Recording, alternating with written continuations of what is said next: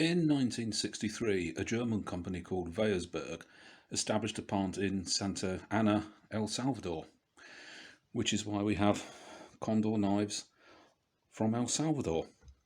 And that's not the only thing El Salvador exports. The principal exports, apart from knives, are t-shirts, electrical capacitors and plastic lids. That's about all I know about El Salvador.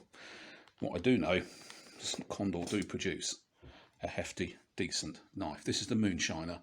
I bought it because it was the one I liked the look of the most, and it wasn't actually too expensive. It's 10.95 steel, so as somebody has pointed out, it's a bit more of a sort of machete and bowie form rather than necessarily a bowie. I like the shape of it, I like the look of it.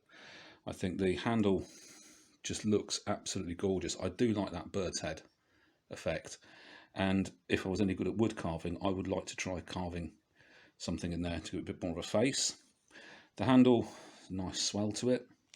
It's a nice size as well. The only thing really that's wrong with it is the fact it's completely smooth. Now this is not a light knife, and if you've not got very strong, good grip strength like I haven't, I've got quite a lot of damage in my hands, so I can't really hold this and swing it very well, which is why it's got this lanyard on it.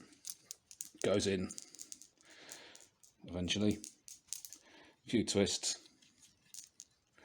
and that gives a much firmer grip on the knife, and it means it's not going to go flying out of my hand and stab the neighbour, which I don't think would be a very good idea.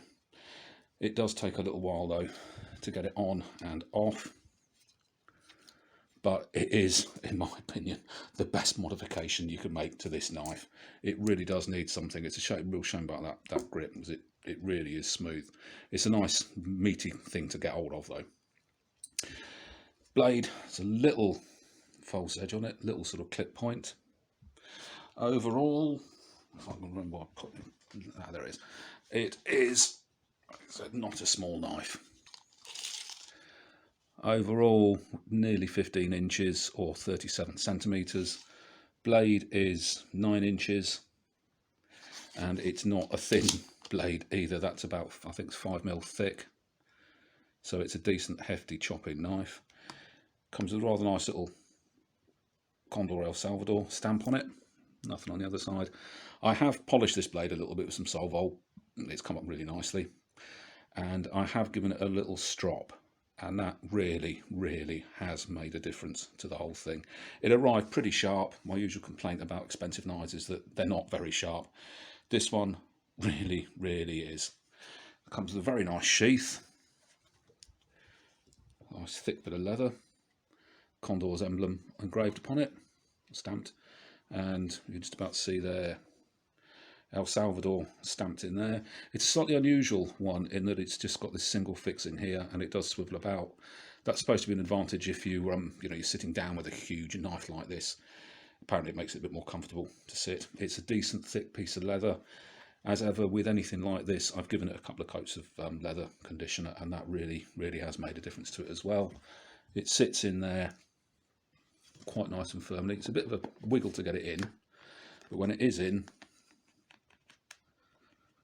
that's pretty firm. That's the only thing holding it into place is basically the weight of the knife, and not surprisingly, it doesn't really move very far. Yeah, nice little lanyard I put on, 7.62 mods in the Gant rounds. It's a piece of leather.